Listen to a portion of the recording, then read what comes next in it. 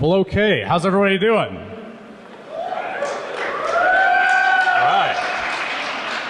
Boy, this conference would be more fun if more people came, right? A couple notes. How many first-time attendees do we have here? That's awesome. That's awesome. This is DEF CON. This is not like a conference that you've usually been to. There are shenanigans and shenanigans happen. Shenanigans may be encouraged in some instances. Some of those shenanigans may involve your badge. You never know.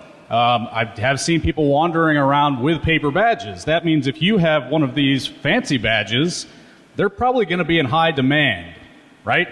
Now, one challenge that we had with the badge, as you've probably already figured out, is how in the world do I wear this thing around my neck? Let me release a zero-day vulnerability in the badge. If you are clipping this with the little clip, that is a bad idea.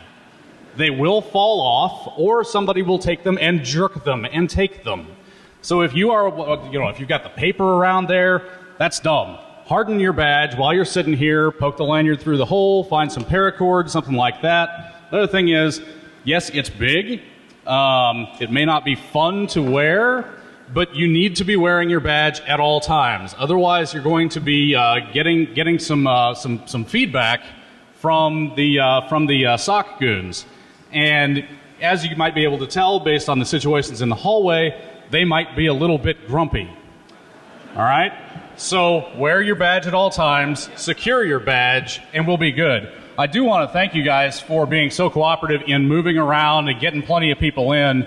We've got a lot of great talks today, and this is the point where we're going to transition from talking about things that are broken, that we already know are broken, like our trust of the government, and our regulatory system, and we're going to start moving into where we're going to start breaking stuff. And that's awesome. How many people like breaking stuff? Yeah. And we're going to start breaking some really expensive stuff, too. Not that's expensive. We're not going to break that. We're going to break other things. How are we doing? I think that works. Do I need to stall? No. We're good? We're good. Okay. So you probably have read about this talk in the press, just like many talks that are in this track. Sammy's been doing some really interesting stuff, and I think we're all really excited to see some of this research in person. I want you guys to give a big welcome to Samy.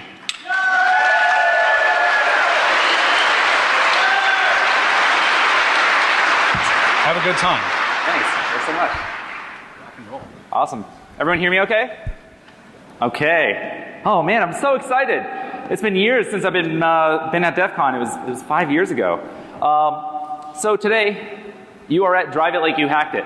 So we're going to talk about cars, and I'm super excited about this. My name's Samy Kamkar. I am a security researcher, as that's pretty much what I look like when I wake up. And I pretty much spend my time doing research, and I mean, there's so many really cool areas of devices. I mean, all sorts of security from network to physical. I've worked on a couple different projects. These are some of the fun ones. I'll actually be doing a quick talk tomorrow if you have kids. It's kids only. I'll be showing the combo breaker, which is a 3D printed Arduino-based combo breaker. You can break any combination lock in like 30 seconds. So we're going to talk about car hacking. Specifically, I'm interested in a lot of the radio and some portions of the connected computers that we have within our devices, within our cars. I think we first need to talk about the awesome work from some other people. Who's heard about Charlie Miller and Chris Valsek? If you haven't heard about them, well, I feel bad for you, son, or daughter. But Charlie Miller and Chris Valsek have actually, their work probably in the last few years has gotten me into this, just seeing them make Andy Greenberg go scared over and over again. And there's so much other really interesting research in cars. So obviously they've been attacking all sorts of things over their mobile network, over the car, like CAN bus. There's some cool research in 2010 from UCSD and University of Washington where they're seeing what else they can do to a car, from the CD player, from Bluetooth, from any other wireless communication. Recently there's been talk about amplification attacks, which is super interesting. It's basically saying a lot of our cars, we have these keys that we can put in our pocket, and we can go up to our car and we can hit a button on the car, and that will unlock the vehicle as long as the key fob is near us. So what's cool about this is that the car sends a radio signal to your key fob. It's a passive keyless entry system, and your key fob will see that signal and respond, essentially a challenge response. When it sees that, it responds with a proper code and the car will unlock. As you get in the car, a couple of the receivers inside the car are then send a signal when you hit the start button. So when you hit start engine, it will actually send a signal to your key fob, and your key fob is actually responding. That's really cool. So what people have devised, and there's a paper on this, where they've actually been able to relay that communication hundreds of meters away, either wirelessly or wired. And you can basically take a wireless device, go up to the vehicle, have a friend with another wireless device near the car key, so someone in their house, someone in a park, some of you at DEF CON, sorry, and can actually hit the start button, and that will trigger the system will send a signal to your key. The key will see it because it's been amplified by this device, a radio device that's actually transmitting much further. The key responds, and normally the RSSI, or the signal within the car, is actually, the receivers within the car are looking at the signal, the RSSI, to see how strong that signal is. And if it's strong enough that it's inside the car turns on. The key is not in the car. The amplifier is. It's near the car. So that amplifies the signal, re-amplifies it, and now the car turns on. So this is existing research. People are getting their cars jacked like this. I'm also excited about the Tesla talk later today. That's pretty cool. There's been cryptographic attacks on key lock. So key lock is a rolling code system. We'll talk about that later. It's been cracked over and over again in some pretty cool ways, specifically on the crypto side. A lot of cars have RFID immobilizers as well. So some keys will actually have a passive RFID device inside, so that when you put your key in the ignition and turn, it's actually sending a low frequency, typically 125, 134 kilohertz signal to your key. The passive RFID key fob actually responds, so it has to be within a few inches. You might be able to do some amplification attacks. There's some pretty cool attacks using the Proxmark 3 penetration testing toolkit. That's pretty awesome. If you're just interested in RFID, I suggest get a Proxmark 3. You can do so much crazy stuff. There's some cool talks. There's a BLE key that's coming out at DEF CON. That's pretty exciting. Also some cool work from Open Garages, I Am the Cavalry, and some other people. So definitely check all of that out if you're interested in car research. I also want to thank the EFF. I've supported them for a long time, and a few months ago I reached out and said, hey, I don't want to get sued. And I mean, 10 years ago, I released something called the MySpace worm, and I ended up not being able to touch a computer for about 3 years of my life. So I want to prevent that from happening again. So I'm not releasing worms anymore, not under my name. And I did use this image without asking. I hope that's okay, EFF. Please don't sue me. So let's start talking about car hacking. We all want to be more like Nicolas Cage. So the first thing to get to a car, at least from what I learned in Gone in 60 Seconds, is that you obviously need to locate the car, you need to find it, and get into it. Now, I know there's some pretty sweet cars behind this garage. So how are we going to get behind this garage? So we're going to first take a look at garage doors. Who has a garage door with a clicker? Everyone? Okay, hold on. Got it. So we're going to talk about some basic RF research. So the first thing you want to do, I'm going to walk you through from start to finish. I have a garage door opener right here. If you have a garage door opener, if you have any device, even if you pull your phone out right now, you'll see on the back, it will say FCC ID and an ID number. I want to learn what this garage door is sending. What is this clicker actually sending to my garage that makes it open? And how can we open it? So if you take your clicker or your phone, you'll actually see an FCC ID on the back. We can actually take that FCC ID, and the FCC publishes all the data about that device online. So if you have the device in your hand, you won't always have it in your hand, but you can actually take that FCC ID, and we can go to a website called fcc.io, which makes it really, the FCC website is awful. But if you use fcc.io from Dominic Spill, you can actually just go to fcc.io/whatever the FCC ID is, and it'll pull up the FCC page. So you can actually access everything from the FCC on that. So if we do that, there's a couple cool things we see here. The first thing is we have the frequency. So we can actually see the frequency that this is sending on. If you had a device and you didn't have an FCC ID, you could use a frequency scanner.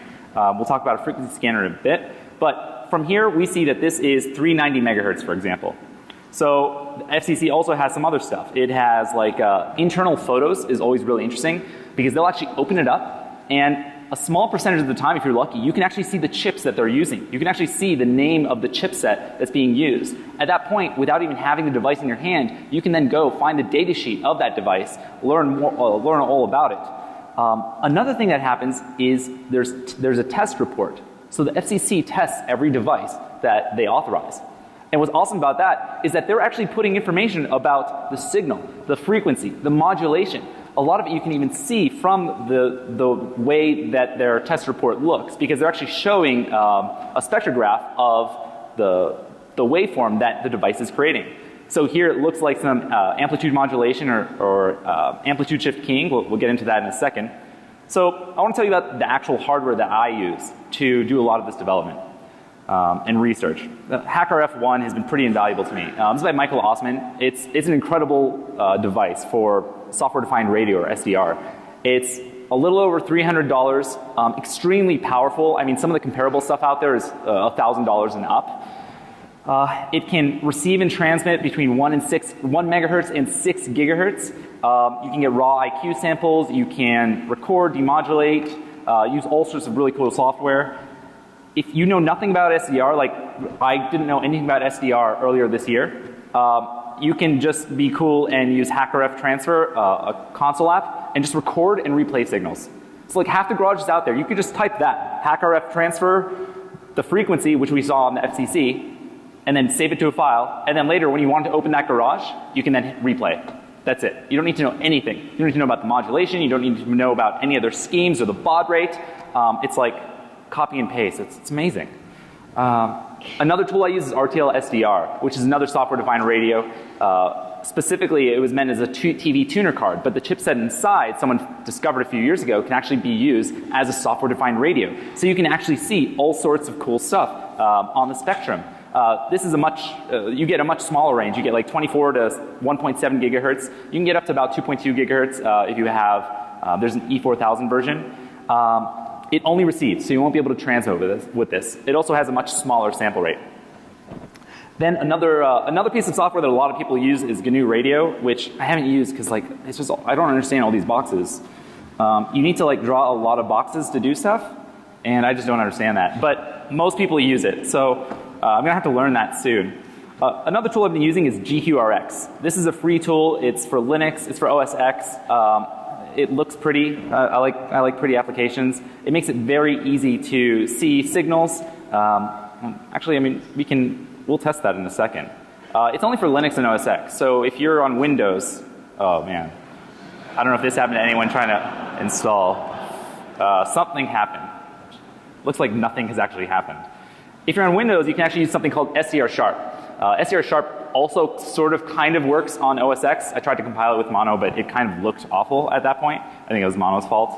Another tool I use is RTL-FM. So RTL-FM is a console app that you can use like RTL SDR and demodulate a signal. I'll talk about modulation in a second. So these are all the tools I'm using. The cost of the tools, I told you like HackerF, a little over $300. RTL SDR, about $20. That's it. I'm using one or two other tools that I'll talk about in a bit. But this is very inexpensive, and my research is always focused on making this stuff super inexpensive.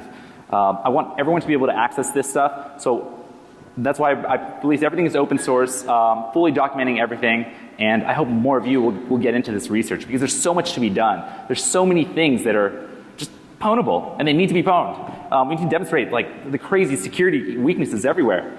So let's get back to this. Let's check out the FCC document for a garage door opener, right? So this says ASK, modulation type. ASK is amplitude shift keying. It's a way of actually sending digital data. So what that looks like is here we have a signal. At the top we have our actual binary signal. So 001101 00010.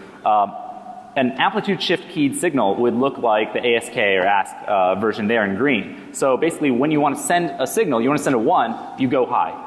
When you don't, you send nothing. Frequency shift keying actually changes the frequency.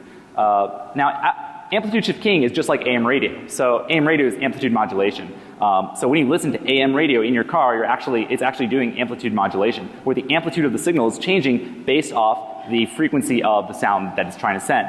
Where frequency FM or FM radio is actually doing what FSK is doing. FSK is just for digital data, and ASK is for digital data. There's PSK and a couple other modulation schemes. This is what it looks like. If you're taking a device that you have no idea what it looks like, and half the time, I'm looking at signals that I don't know where they're coming from, I don't know what they are, you want to be able to figure out what they look like. So here's an example of 2 FSK. 2 simply means that the frequency shifting is between 2 different frequencies. You can have like 4 FSK and other variations. So what you'll see in something like GQRX or a waterfall view is you'll see 2 separate signals kind of like going back and forth. For amplitude shift keying or OOK, which is on-off keying, you'll just see like on-off, on-off, on-off. That's why it's called on-off keying. Actually, I'm going to like Alt-Tab. Maybe we can just open GQRX. Let's see if that works.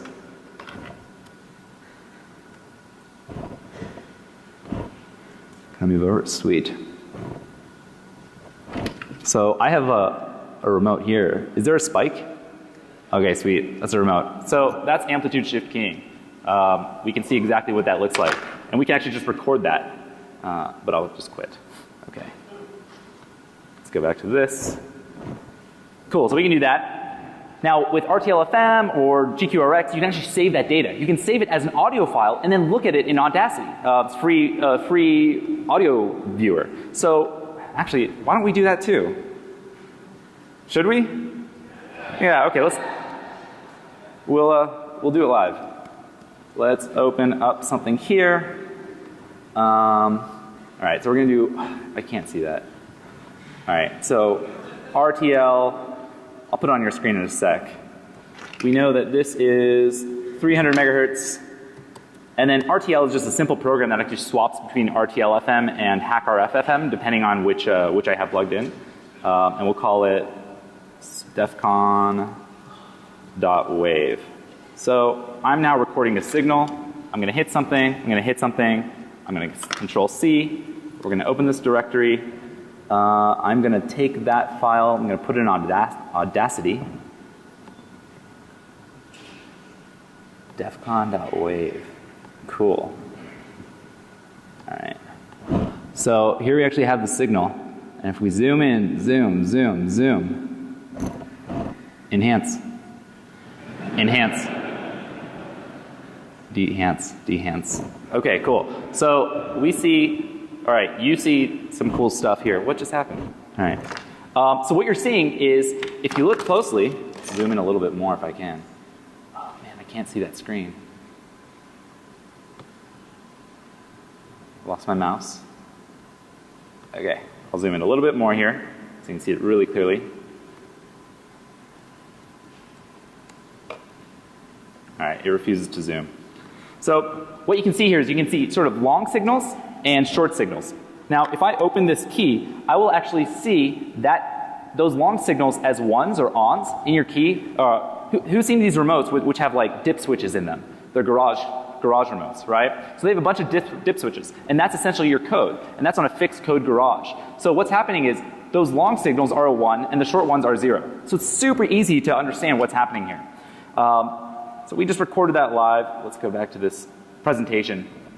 So that's essentially what we see here. We see that those dip switches within the remote control are exactly correlating to what we have here. Now this is after doing amplitude shift keying demodulation from RTL-FM. It does it for you. You just say, I want to record at 300 megahertz and demodulate as ASK. And that's what we get.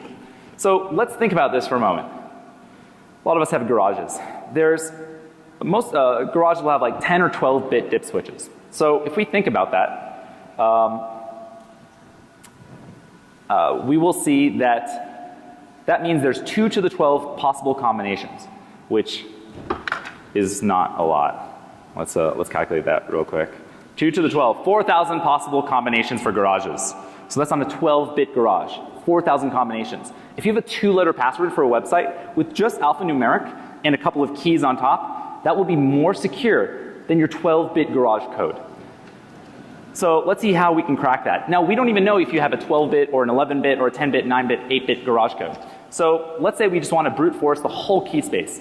If we do that, each signal or each bit of a signal is 2 milliseconds plus another 2 millisecond delay from what I saw in Audacity. And every time I hit the button, it actually transmits 5 times. So if we do that for every type of garage or every type of dip switch, then it'll take about 30 minutes to open a fixed code garage. This does not apply to rolling code garages. Newer garages like IntelliCode, Genie, a couple others actually use rolling codes. We'll talk about that later. So this will take 30 minutes to brute force. But I didn't want to like stand outside for 30 minutes and my neighbors were looking at me really weird because I live with a bunch of other units and I'm just always outside with my computer. And the garage is just like randomly opening and closing and opening and closing. So if we take a look at that signal closer, we see this. We can actually remove, instead of taking the 5 transmissions that we see on top, we only need to send 1 transmission. There's no point of sending the code over and over and over. The reason that devices do that is because they're cheap transmitters, they're cheap receivers. Sometimes the signal will be hard to hear. There could be some interference. So sending it more times helps ensure that the signal will be heard. But for hacking, we just assume we'll have something good enough that transmits well and that we will get it. So instead of doing 5 times, we only do it 1 time per code. So that reduces, we divide by 5, we get 6 minutes. 6 minutes to open any fixed code garage. From there, I was chatting in the Ubertooth IRC channel and Mike Ryan suggested that I actually take away the wait times. So what happens is when you send a signal, you'll see at the top there's this, there's the signal on the top left and then a wait period before the next signal. So he suggested just removing the wait period and just send them red, green, purple, blue, just in sequence without that wait period. So that removed another 50% of the time that it would take to actually open that. That reduced down to 3 minutes. Also, he's doing an awesome talk on hacking electric skateboards, where he just like takes over your skateboard. So I'm pretty excited about that talk with Mike Ryan and Rico. I believe that's when is that? That's Saturday at 3 p.m. Track 2. All right, let's hear. I'm gonna check that out. So that's pretty cool. But as I was looking at the signal, there's something interesting about the signal. There's no preamble or sync word. There's nothing to delineate and tell the garage door that this is the beginning of a garage code. It's just raw data. It's like sending a packet without a TCP IP header and just sending like an HTTP request without any IP header. Like it doesn't know where it's going or anything. So the garage is just blindly listening. And the question is, how does it know where one code starts and the other ends? And I thought maybe it's using a bit shift register. And a bit shift register is essentially something that will take in a sequence of bits, and as the buffer fills, once you have more bits available, it only drops 1 bit and then pulls in the next one, and then drops 1 bit and pulls in the next one. So what if I could do that with a garage? What if I could send, let's say, instead of 12 bits for 1 garage and 24 bits for 2 codes, what if I sent 13 bits? If it's a bit shift register, we'll have 12 bits that go in, it checks, is that the correct code? It'll say no. And then it shifts off 1 bit, pushes everything over 1 bit, and then takes in the next bit, the 13th bit, and tests a brand new, unique 12-bit code. So there must be an efficient way to do this, and there's a guy named De Bruijn. De Bruijn? How do I pronounce his name? Who knows? De Bruijn? Okay, De Bruijn. De Bruijn was a mathematician who came up with a sequence to efficiently produce every unique combination of a number or a series of numbers so that you produce every possible overlapping code. So here we see, if I want, let's say the garage was only 2 bits long, then I would need to send 00, 01, 11, 10, 8 bits to cover everything. But with the De Bruijn sequence, we can actually just send 5 bits, 00, 11, 0, because everyone overlaps, right? The garage will first test 00, then it'll test 01 in blue, then 11 in red, then 10.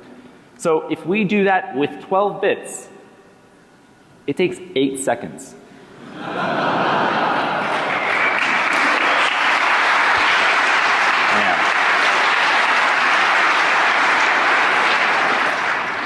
Now, theoretically, we know how to do it. So we actually have to implement this. So one of the things that I love using is Yardstick 1. This is another device from Michael Ossman. They'll be for sale soon. In the interim, you can also use something called the CC111 EMK. This device has something called the CC1111 chipset from Texas Instruments. It's basically, we'll talk about that in a bit, but it's basically a sub-gigahertz radio. It can receive and transmit. And the software I use a lot for this kind of testing is called RFCat by Atlas. He's also doing a talk later today at 5 p.m. So I'm pretty excited about that. And RFCat is awesome. It's just a console app. No like boxes like in GNU Radio where you're like dragging and dropping with your mouse. I mean, who uses the mouse anyway? With this, you can just talk to this command line, this Python command line, and do, here it says, it'll set the frequency to 433 megahertz. It'll set it as ask or on-off keying as we talked about earlier. It'll set the packet length. We don't even need to do that. And then it'll transmit hello. Instead of hello, we could just transmit, some binary. The garage code, for example. We need to set our baud rate to whatever the baud rate of the garage is. And another tool I've been using is from one of the most heinous, devious companies out there. Mattel. So, a couple years ago, a hacker found that the Mattel IME actually has something called the Texas Instruments ChipCon 1101 chipset. It's a sub-gigahertz transceiver. It has a screen. It has a backlight. It has a keyboard. Has a little buzzer. It's battery powered. And conveniently, there are pins for reprogramming on the back when you open it up. It's not protected. You can entirely rewrite everything. So this is actually a picture of Michael Ossman's spectrum analyzer that he built. A couple people have done some really awesome work on this. Dave, I think, originally found that you could hack it and reflash it. And the amazing thing is Mattel created this. So they did batch creation of this essentially $20 toy for kids that's for communicating. It's for like texting your friends with this device. It's now discontinued, so it's really cheap. It's like $20, $30 usually. Travis Goodspeed has done a ton of work with GoodFet. Michael Ossman has done a ton of work. This is a spectrum analyzer. Here's the GoodFet device by Travis Goodspeed. So I use the GoodFet for all sorts of things. I do it for like 2.4 gigahertz hardware hacking. It's just it's an open source JTAG adapter. You can use it for all sorts of stuff. So ultimately, I didn't want to have to use like the yardstick one in my computer to transmit because it's just like I already wear a ski mask all the time. Like I don't want to have to sit with the laptop as well. So instead, I just programmed the IME to do that 8-second attack. And that's what I call Open Sesame. Let's see if this video plays. This is an example of it in action.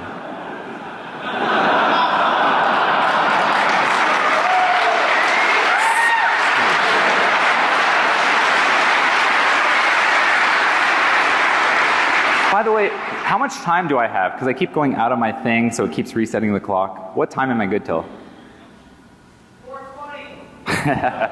What, like 1:45, 1:50?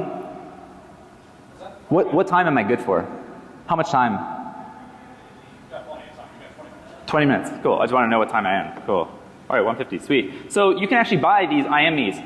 Unfortunately, I released almost all of the source for Open Sesame. I bricked it just slightly. Something that probably everyone here could fix, but just common thieves and criminals wouldn't be able to, unless they learn to code, which is great. They'll probably just get a job. Unfortunately, after I released it, the prices went up a little bit.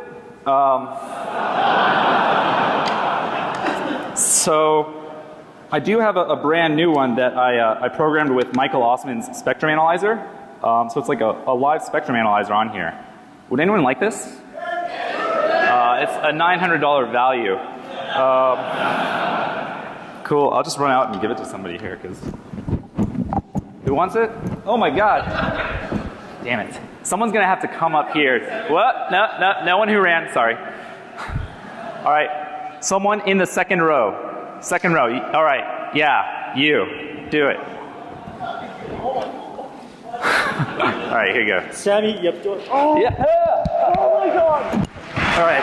Sweet. Don't sell it. What's that? So that has a spectrum analyzer on it. I use it all the time. It's like more convenient than anything else I use because it's just like it's in your pocket, it's portable. It's my favorite color.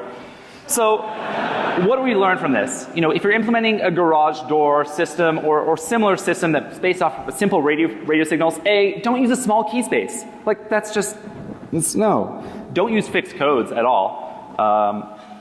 Use like a preamble or sync word so that the De Bruyne attack doesn't work, or use rolling codes. So now we're in the garage, right? We've opened it up. We're able to see all these awesome cars, and let's If I use my special VR headset, I can actually see all these connected cars. Amazing, connected cars. So I started looking at some of these basic connections, just the basic stuff that some of these devices have. This is a screen grab of the OnStar Remote Link app. So Remote Link is actually a really cool mobile app for Android, iOS, and Windows. What it allows you to do is do things like locate your car wherever it is via GPS, lock, unlock, remote start, horn and lights, definitely the most fun. And also grab all sorts of PII from the user, so the owner. So you can actually see your name, your email address, your phone number, your home address, some billing information. So I was taking a look at this because my friend had a car that had this Remote Link app. And I thought, okay, well, it's obviously going over the network. Let's see if we can see some of that network traffic. So I got out, I think, my iOS device. And I installed a certificate authority. I wanted to do some like SSL man-in-the-middle sniffing. And I remember, I always have sort of an SSL man-in-the-middle certificate authority on there so that I can sniff. So I started sniffing this, and this is a login request that we see. It's pretty much, it's an HTTPS post to api.gm.com, and there's some base64 encoding here. When we unzip, remove base64, we see the username and password. Now it's not a big deal because I had like a certificate authority. This is my own phone. And then I remembered I had actually just reflashed my iOS device, and I never installed that certificate authority. So I was man-in-the-middling an SSL connection with an invalid certificate that my phone, essentially behaving as a fresh phone, didn't even know about. So there's actually no certificate handling. There was no certificate checking at all. And what that means is if I'm on, let's say if I'm on your network, I can then potentially ARP spoof or DNS spoof. And who's texting me? Oh. I can ARP spoof or DNS spoof and take over that api.gm.com connection, do an SSL man-in-the-middle, no certificate warning, no issues, just for that host, and we'll be able to see all the traffic, such as username and password.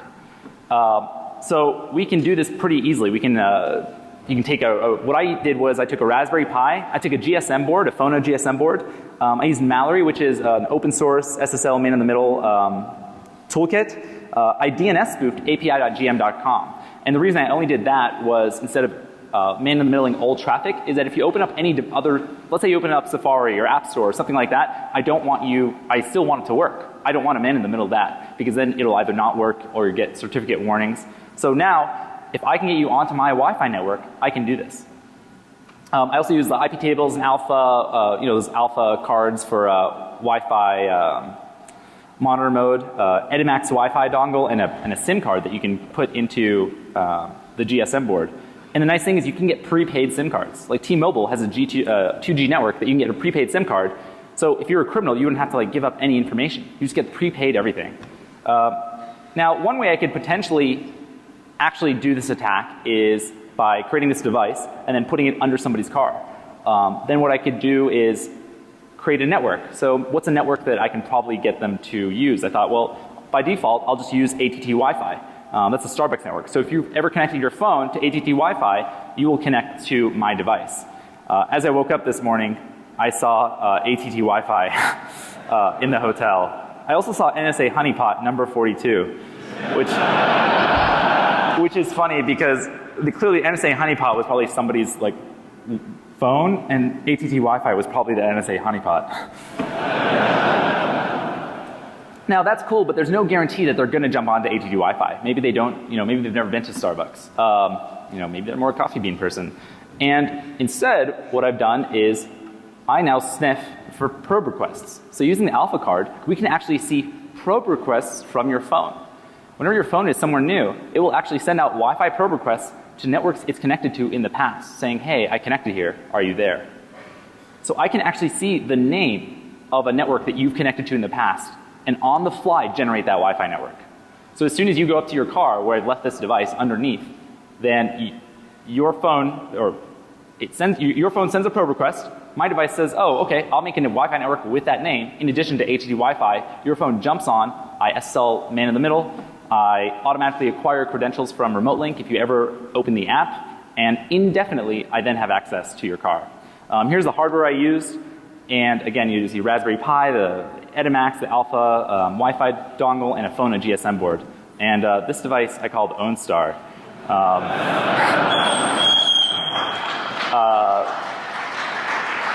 Tested it on my friend's Volt here. It's actually a really cool car. I was pretty happy with that. Let's see if that works.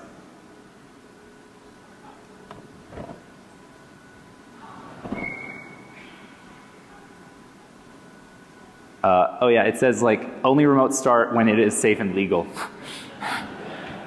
which is true. You should only do that.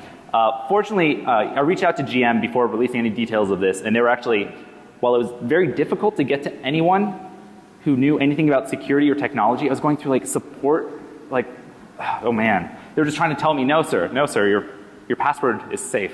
Your password is safe. Trying to escalate from support at GM is impossible. However, I finally got to a cybersecurity executive over there, and it sounds like, hey, he was awesome, very easy to work with. They fixed it within days. So they did. I was really happy about that. They did a great job. Within a day, just mentioning that this was going to be part of my talk, they had already resolved it on on about 3 million remote link apps. So what do we learn? A, validate your certs. Like always validate a certificate from a CA. Now, if you don't trust the Hong Kong Post Office, which has a certificate, which is a certificate authority, by the way, and is trusted in most browsers, if you don't trust them, use your own certificate. Use certificate pinning. That way, you will only ever use your certificate. You'll ignore, even if the CA, even if VeriSign or Thought or Hong Kong says, yeah, this certificate's legit, your device, your mobile app will ignore it and only use yours. Also, hash your passwords with a random salt. I mean, you always assume that the network you're on is hostile, because someone here is going to make that network hostile if it wasn't before. It doesn't matter if you're on a mobile network. It doesn't matter if it's cellular. It doesn't matter if it's Wi-Fi. It is a hostile network. Cool. So, sweet. We did that. You know, that affected Chevy, Cadillac, GMC, Buick. But there's one other thing that I want to go talk briefly about, and that's key fobs, which are pretty cool. Most people have a key fob, right? Raise your hand if you have one of these car key fobs that unlocks and does cool stuff with your car. Sweet. Hold on, come on. Scanning. Amplification. So here's one that I took a look at. I took a look at a couple. This is called the NM95HS01 or 02 from National Semiconductor, now part of TI. It's called a high security rolling code generator. And this is a signal. Now if you remember, there's a lot more like bursts of data here. Also it's modulated a little bit differently. So with our previous garage signal, we learned that one was like a long signal was 1 and a short was 0. We'll talk about that in a sec. But what is a rolling code? Let's understand what a rolling code is. So let's say you have a car key. Essentially it has a PRNG or a pseudo-random number generator inside. And the same number PRNG is in your car. So when you hit this button, it will send a code to that car. Now the next time you hit that button on your key, it will send the next code in the PRNG based off your initial seed. Now as long as both the car and the key have the same seed, what will happen is the car will also will continue down that logical progression of the seed, and you will always match up. However, if you like have the key in your pocket and you accidentally press it, you will then be out of sync with the car. So the car also has an allowance. So the car will allow something like 200 to 1,000 additional codes. That may seem like a lot, but fortunately most rolling code systems use such a large key space that 1,000 is really negligible.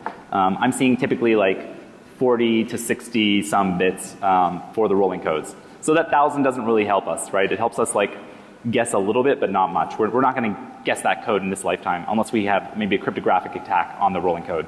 So it hits a button, sends the code, hit the button again, sends the next code. If you don't know the rolling code, you are not going to figure out what those numbers are unless you find some attack. So this prevents a replay attack. A replay attack is when we can sniff and then replay the same signal. So if you recall with our fixed code garages, if we sniff the signal, we can then replay it later. It's kind of irrelevant because it only takes us 8 seconds to brute force every garage out there. But this prevents replay attacks.